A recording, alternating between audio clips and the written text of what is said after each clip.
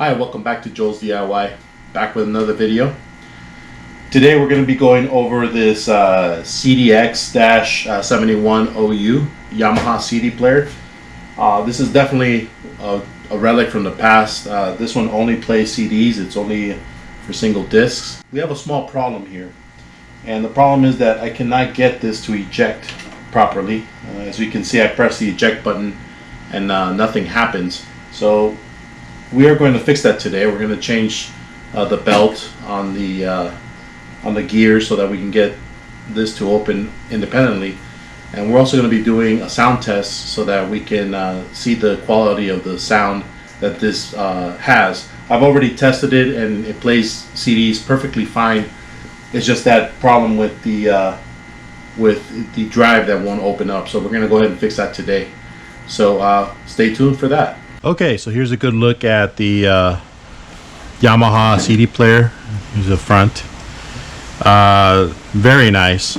This is probably from around 1990, 1988, somewhere around there. Let's see if there's a date code somewhere. Oh yes, 1988.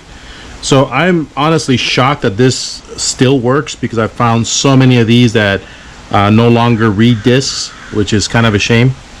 But there you can see, made in Japan. Interesting enough, I found one of these little tags. This must have gotten fixed at some point. I'm not sure if you can, the camera catches that. But this was fixed before, and I think someone's already cut the tag open. So obviously they've been in here. So I'm gonna go ahead and start taking it apart and see what's going on inside. So let's have a look.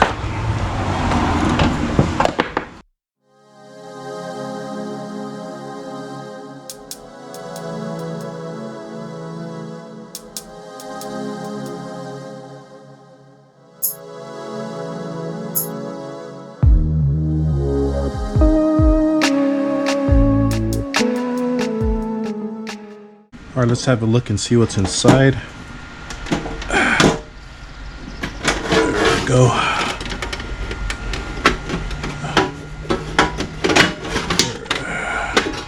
You always want to make sure you don't break anything. Okay, so it looks pretty straightforward.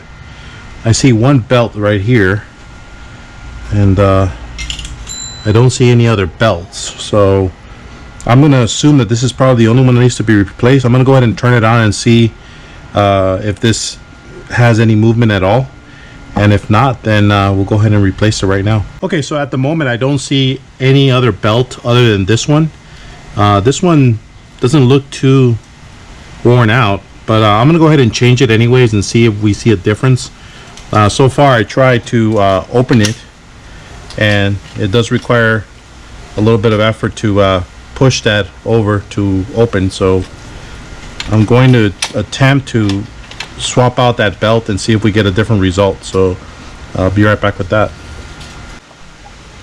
Alright, so I'm going to go ahead and attempt to remove this wheel or gear, because I can see that the belt is underneath this gear, and I need access to the other a flywheel so that I can install the new belt. So I'm going to go ahead and remove this very carefully. Whenever you're working with something like this, always be conscious of where the actual laser is, because you want to stay as far away from the laser as you can. From my own personal experience, I've inadvertently touched the laser and it's kind of ruined the whole thing. So you definitely want to be aware of not messing with that laser if you can help it. I'll go ahead and lift this up. Yeah, it looks like it was okay. So that basically exposes that gear with this belt. So I'm gonna go ahead and just very easily remove the belt. Let me get some tweezers. So that popped right off. Okay, so there's the old belt. So I'm assuming that we're gonna have to try to find something that's a little more snug than this, which I should have no problem finding. I have a bunch of belts that are a similar size, so I'll be right back with that. Okay, so one thing I wanted to mention is that it's kind of a process of elimination when you're going through these assortment packs.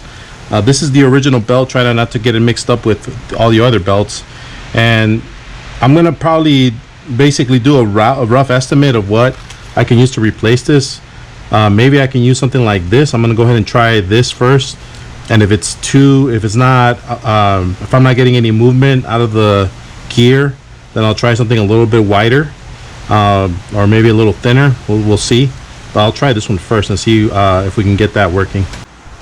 I might have to try this several times until I get it right. So I'm gonna go ahead and just walk you through how I go about installing belts. Let me just make sure that my camera is aimed correctly. Okay.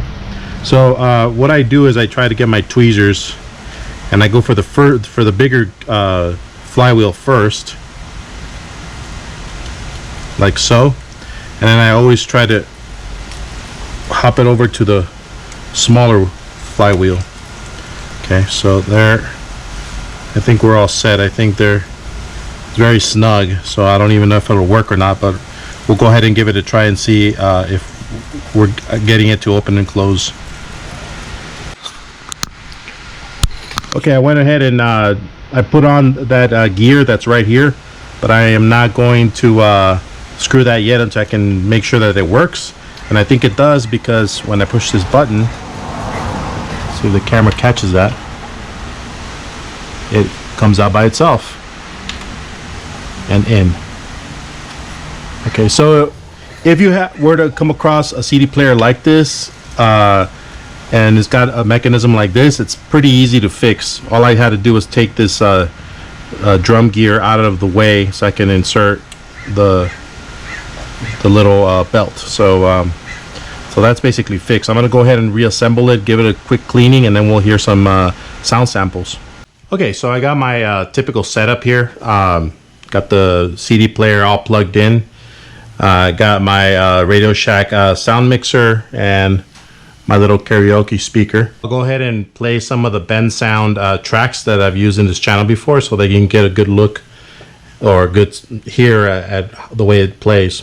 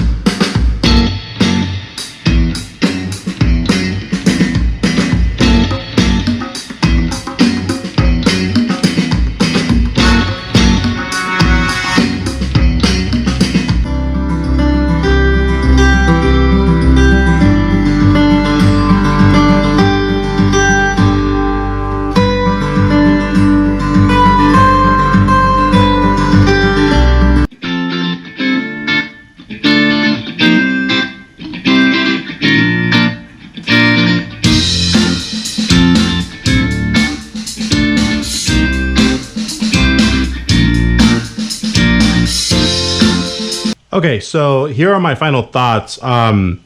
If you are lucky enough to find a CD player from 1988 that works, pick it up. I mean, they're great CD players, not necessarily the best ones, because I truly believe that as these evolved, you basically had better lasers in these type of devices. So, you know, it's just like everything else that, you know, CD players are not quite like other retro devices where the older they are, the better made they were. I think the newer they are, the better made they are as far as CD players. But this one's still quite nice. I think it'll make a nice setup with the rest of my stereo.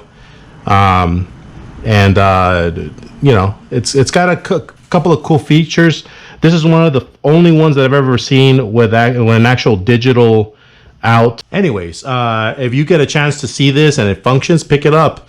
The tray situation with it not opening is not much of a situation. It's an easy fix, especially if you have a variety pack of cassette belts. You should be able to find something to easily replace those. So that is it for today. Thank you so much for joining me. I hope you have a wonderful rest of your week, and I'll see you in the next video. Take care.